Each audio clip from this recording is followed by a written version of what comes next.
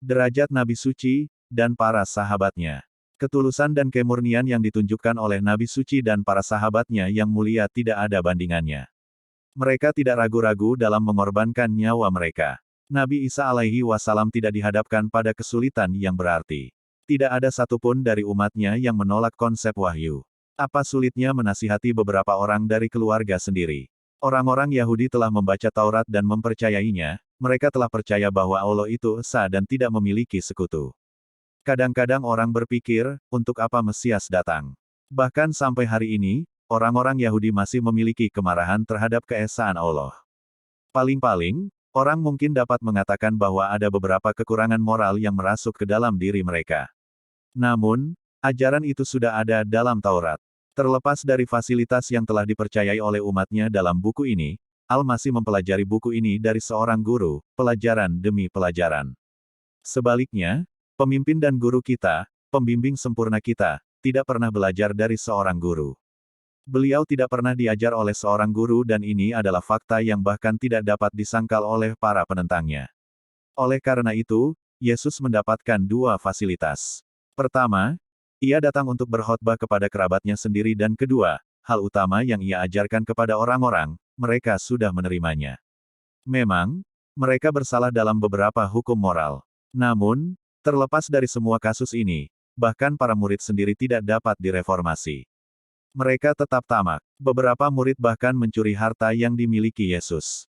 Dengan demikian, Mesias berkata, "Aku tidak mempunyai tempat untuk membaringkan kepalaku." Saya heran dengan apa yang tersirat dari pernyataan ini, terutama ketika seseorang memiliki tempat berlindung, rumah, dan kekayaan yang berlimpah sehingga jika seseorang mencuri sebagian darinya, hal ini tidak akan terdeteksi. Bagaimanapun, penyebutan ini bersifat insidental. Poin utamanya adalah bahwa terlepas dari semua fasilitas ini, tidak ada reformasi yang terjadi. Petrus diberi kunci kerajaan surga, tetapi ia tidak dapat menahan diri untuk tidak mencaci gurunya. Sebaliknya, marilah kita merenungkan pengorbanan yang telah dilakukan oleh para sahabat dari pembawa petunjuk sempurna kita, demi Allah dan Rasul mereka. Mereka diasingkan, dianiaya, menanggung segala macam kemalangan dan mengorbankan nyawa mereka. Namun, mereka terus maju dengan ketulusan dan pengabdian. Jadi, apa yang membuat mereka begitu tulus mengabdi? Itu adalah pancaran semangat dari cinta ilahi sejati yang telah menembus hati mereka. Oleh karena itu, tak peduli dengan nabi manapun orang membandingkannya, nabi suci tidak dapat ditandingi, baik dalam hal ajarannya, penyucian jiwanya, membuat hati para pengikutnya menjadi dingin terhadap dunia, atau dengan gagah berani mengorbankan darah demi kebenaran. Inilah derajat para sahabat nabi suci, damai dan berkah Allah Ta'ala. Selain itu, rasa saling mencintai dan menyayangi yang ada di antara mereka telah diilustrasikan oleh Allah dalam dua kalimat.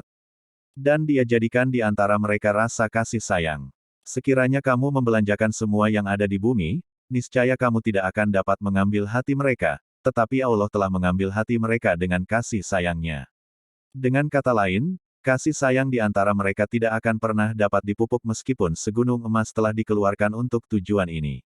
Sekarang komunitas lain adalah dari Al-Masih yang dijanjikan, yakni mengembangkan dalam dirinya rona para sahabat.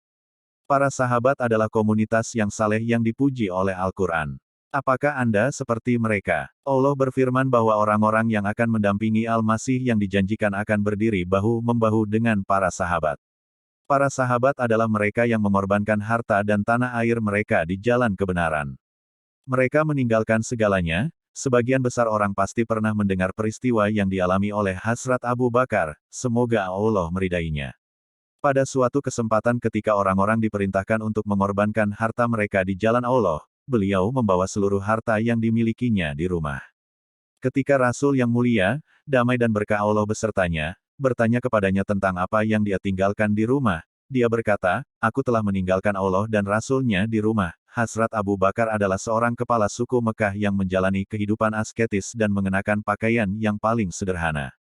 Jadi, para sahabat dapat dianggap sebagai orang-orang yang mati syahid di jalan Allah. Bagi mereka, telah ditetapkan bahwa surga berada di bawah bayang-bayang pedang. Namun, kita tidak dihadapkan pada kondisi yang sulit seperti itu, karena bagi kita, telah ditetapkan bahwa, yakni, tidak akan ada peperangan di era Al-Mahdi.